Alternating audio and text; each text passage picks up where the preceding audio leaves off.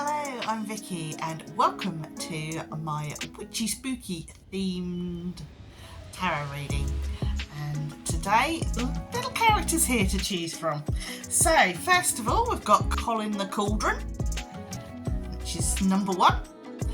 And then we have Basil the Boney, the little skeleton here. And finally, we have Penny the Pumpkin. So yes, if you're drawn to more than one, please do look at those readings. I'll just give you a couple of moments to meditate and see which one you are drawn to. And I'll see you in a moment.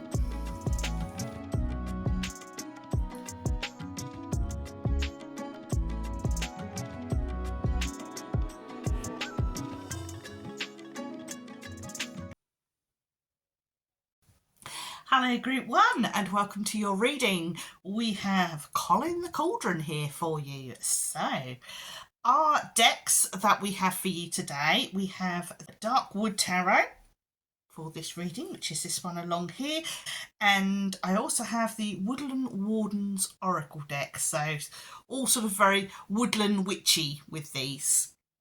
Right, here we go. So we'll start with the Woodland Wardens. I've not had this deck for very long, so chances are I am going to need to bring the book out, but we'll see. We've got 4, so we'll see what happens. We've got the Possum and Peony, the Deer and Oat, the Frog and Lotus, the Lizard and Pitcher Plant.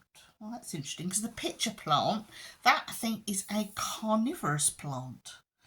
So, and the words I have with the Possum and the Peony, we have bashfulness. The Deer and Oat, we have healing. Frog and Lotus, we have metamorphosis.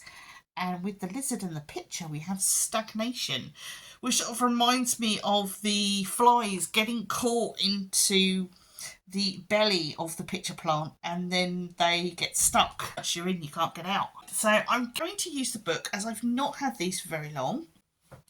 So, Beaver and the Birch. Bashfulness. To play possum is to remain quiet and still when faced with danger. The expression comes from the possum's unique reaction to fear. It kills over and pretends to be dead. This instinctual response is an effective one.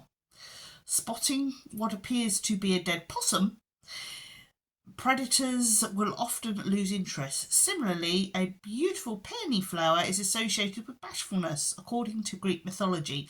Nymphs who wish to hide from mortal eyes could disguise themselves as peonies. It's saying, you may wish to hide away from the world. While periods of solitude are necessary and healthful, be sure your retreat isn't driven by fear. Interesting. So, when I put that together with the Deer and the Oat and the idea of the healing, it springs to mind perhaps you need a little bit of time to yourself. Maybe it's time to perhaps take a social media break, not sort of play dead as it were, play possum, but perhaps just have a little bit of inactivity, go on retreat or something like that, just to get your energy back up. That's certainly what I'm getting now. And then you should, with the metamorphosis, spring back into action and be rejuvenated. So I think it's very important now we work out what this last one is, which is the Lizard and the Pitcher Plant, because that seems a bit of a strange one. Right, the carnivorous pitcher plant traps its prey within its leaves. The lizard, which may occasionally find itself ensnared in a pitcher plant's trap, has come to represent death and resurrection. It possesses the unique ability to drop its tail when stuck. A new tail can grow in the old one's place, and this is never quite the same as the original. You may be feeling stuck, frozen in place without escape. Reflect on the lizard's ability to shed and regrow its tail. There may be things in your life you can leave behind, making way for new growth. Interesting. So, I think we can get from this that when you have this retreat, you're going to come back really refreshed, and perhaps you're going to be a little bit changed. You're not going to be the same as you were. And then looking at this lizard here, it looks like he had a tail the same colour as the rest of his body. Now the tail is sort of a bluey colour. So I think what we've got here is, it's almost like you need to go into a chrysalis and take some time out, perhaps over the winter, and come back. You're going to be rejuvenated and somewhat changed. Interesting. Anyway, let's go into the tarot. And our first card is the Nine of Cups. Ooh, very nice. Cat who got the cream here. Our second card is the Seven of Cups. Interesting. And our third card is a Six of Pentacles.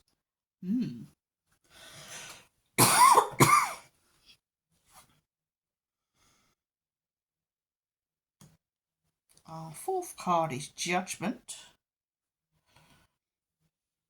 And our final card is Hermit. Very, very interesting. Right. I think there's a little bit of follow-on from these cards about resting and rejuvenation. I think it's really important because we have, I would say, the cat who got the cream. We really need to take this break, because when we step back into the world, it's like we're going to be inundated with offers. With this cat here, and he's like got a bird in its mouth or something like that, and it's almost like people are throwing goblets and things at the cat to say, I want that, what you've got, and I'll offer you this for it. So it's almost like all these offers coming your way, and you're like, don't know where to turn. You know, which one do I take? Say, be careful what you wish for, because you may end up with more than you can handle, sort of thing. And I feel that that's what's happening here. Because you've also got the Seven of Cups, and although this can in some decks be imagined fears and worries, I feel with this picture here, it's almost like she's batting away these bats. Batting away the bats. And you've got to be discerning as to choose which is the best offer. Because when we come to the Six of Pentacles, the offer that looks great on the table may not actually be the best offer. It may be the second best offer might be better suited to you, but the first offer may offer you more money, but it may offer you more stress. And you've got to weigh up the offers that you keep on the table. Out of those, you've got to weigh up which ones are actually going to be beneficial to you, not only financially, but emotionally, spiritually. You've got to put all those plans into place. So this rest period that you need is really important to help you to be a little bit more discerning with the offers that are going to come through to you. Okay? Then we've got the Judgment card.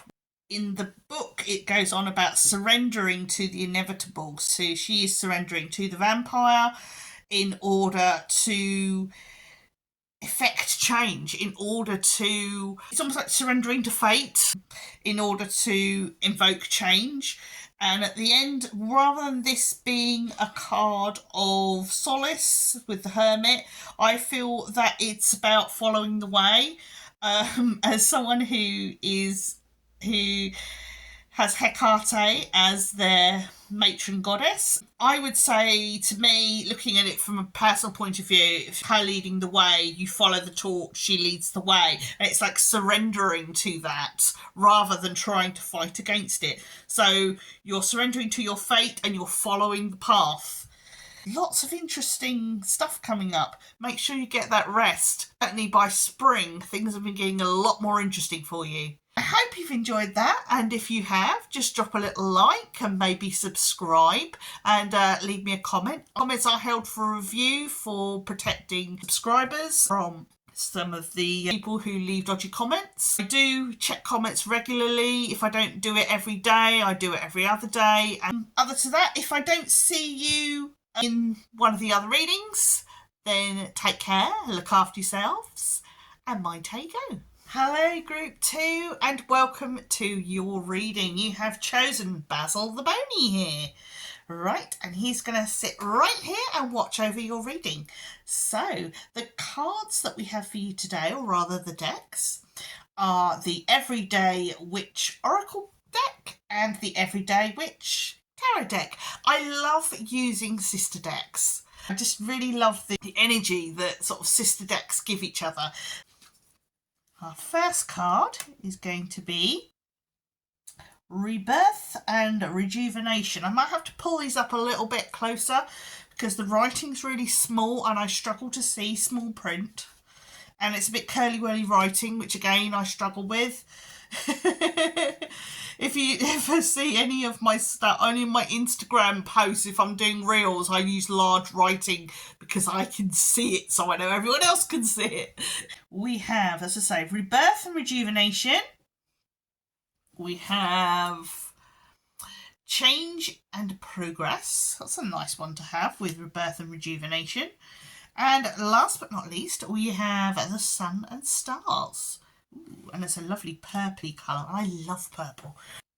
When I'm looking at this, it does feel like sort of baptism or initiation. Initiations can come in many forms. They are just the way that you come into a new centre of being. I mean, even giving birth, believe it or not, is an initiation of sorts. And those of us who have given birth probably agree with me on that score. It is definitely an initiation. Especially as my first one, I had no pain relief whatsoever because no one believed I was in labour. But interesting experience.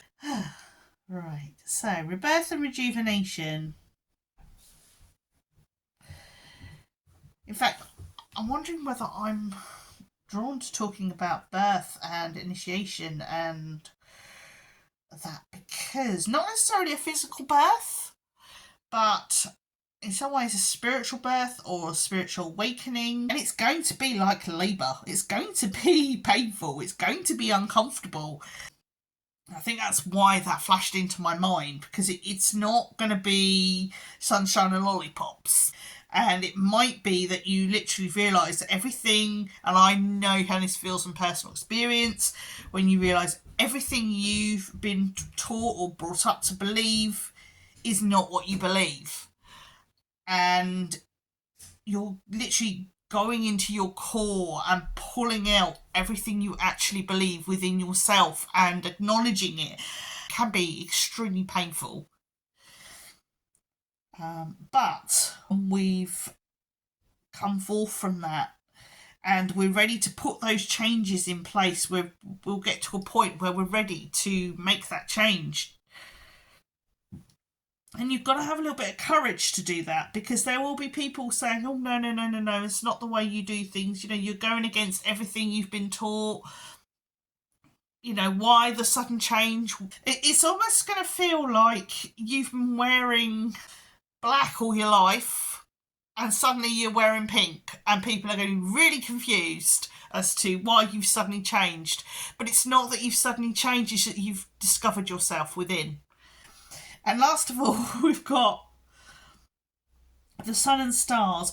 I feel when I look at this lady that she is looking forward, and she's looking forward with confidence. She has a wand in her hand. If I just pull it out a little bit closer for me to see. She's in control. She knows what she's doing. So by the end of this uncomfortable period of change, you are going to be feeling a lot more confident, a lot more firm in what you're doing, and be able to look ahead. Now, perhaps we'll get some more clues about all this in the tarot, so we'll have a look at these. Right. First of all, we have the Hanged Man. And then we have the Six of Pentacles. That's interesting. And then we have the Six of Wands. Two sixes together. After that, we have the Hermit. Now that's very interesting because I have the Hermit and the Six of Pentacles in group one. So if you were tempted to have a little look at the Cauldron, then that might be why. And last of all, we have the Ace of Pentacles. Now, interesting enough, the Hanged Man, little stripy socks like the girl in the Ace of Pentacles. Actually, when I'm looking at this Hanged Man, if I look close up, I can try and hold it up to the camera. I don't know if you can see that. There's a tiny little key in the Hanged Man's hands, which means that when they are ready, they can release themselves from the chains. This is a self-imposed suspension of activity, and they will return when they are ready. This person is recharging, replenishing, preparing themselves. You are rejuvenating yourself. You are preparing yourself for very, very similar in card one, actually. But I just feel there's a bit more of the rebirth, making those changes and having the energy to make those changes that you're going to be making. It definitely feels like when the spring comes, that's the time. There's lots of people. The Six of Pentacles. Also, I've got the Six of Wands here, which is like a success. It's like people want a piece of you. If you feel drawn to group one, please go and have a look at that, because I think you might find some similarities there, which might give you some more clarification. Lots of demands. Obviously, be generous and gracious as much as you can, but know your limits. Know when enough is enough. Don't just say yes to everything. You have the right to say no. Hermit here. Know your worth. Know that you're your own person. You've done all this inner work, all this meditation, all this hibernation, rejuvenation, and the last thing you want is for someone to suck you dry now that you're back in the big wide world. Have those healthy boundaries there. You don't want to be a complete hermit, but have those barriers around you to protect yourself. Because there's going to be one opportunity that you're going to be offered is going to shine out through all the other opportunities, and that is going to be the one. Your needs first, and I don't just mean the physical needs, I mean all the other needs. Put yourself first and you will choose the best option for you. I hope you find that interesting. If you did, it would be nice if you left me a like and a little comment. I do hold comments for a review. I check them every day, and if I don't have time to check them every day, I will check them every other day. And if I don't see you for another reading, take care, look after yourselves, and mind how you're doing. Hello, Group 3, and welcome to your reading. You have chosen Penny the Pumpkin. So let's see what we've got for you. Now, the two decks that I have chosen are the Witch's Oracle deck and the Pagan Tarot. Now, they're not sister decks, but they kind of feel like cousins because the decks are really, really similar. So, without further ado, we shall get on with the reading. Right, let's start with the Oracle deck. The first card is Chalice, which is fertility. The second card is Book of Shadows, experience. And our third card is Bat, rebirth in consciousness. And when I look at fertility, the word fertility, I actually want to change that to creativity. And I get the feeling that you want to learn a new skill. Now, I don't think this is like going to school or college or uni or something to do like an academic degree. This feels more like picking up a new practical skill. Kind of feels like a skill that's really, really useful but really enjoyable at the same time. So it could be anything, woodworking, candle making, that kind of practical hands-on skill. That's what I'm getting the feeling of, and it's something that you've thought about taking up, but you've never really had the guts to get started.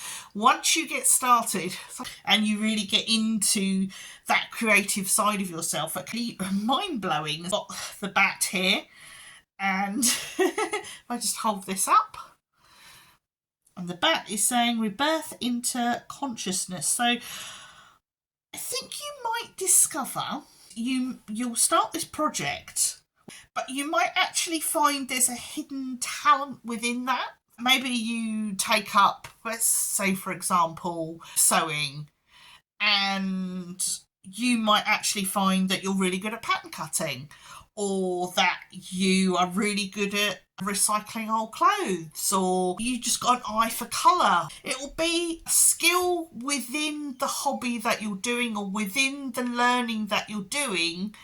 You might discover your calling through a niche within that. That's what I'm getting. Okay, so that sounds really good. Right, so let's go into the tarot. And the tarot, we have the Devil, the Empress. We've got two major cards here. And a third major card, we have Temperance. And then we've got the Ten of Cups. Ooh. And the Ace of Wands. Ooh, some really nice cards here.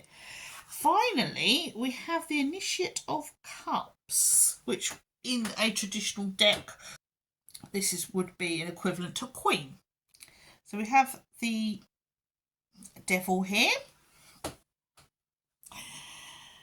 And kind of feel somebody's trying to tell you to do something a different way to how you feel you need to do things. There's a little bit of conflict in how you want to do something. You have your way of doing things, and somebody else is saying, oh no, it'd be better like this. Basically, what's right for them is not necessarily right for you. Grow your own garden your own way. But that's the message I'm getting. You've got to be willing to accept advice, but be picky what parts of the advice you actually apply. Make sure that the person who's giving you advice, make sure that they feel that their opinion has been acknowledged and respected, even if you don't apply all that person's advice has given you. That makes any sense. Because you've got a lot of really good rewards coming. There's new opportunities. I just feel like everybody is going to be saying, well done you. It just feels really, there's lots of pats on the back. It's going to feel like, even though you've taken advice from people about how to do things, you've still gone your own way, and people are going to recognise it. I hope you've enjoyed this reading. And if you did, it would be nice if you could leave me a little comment, a little like. Regarding comments, I do hold them for review, but I regularly check them. Also, if you'd like to subscribe, that would be even lovely too. If I don't see you again for another reading, please do take care, look after yourselves, and mind how you go.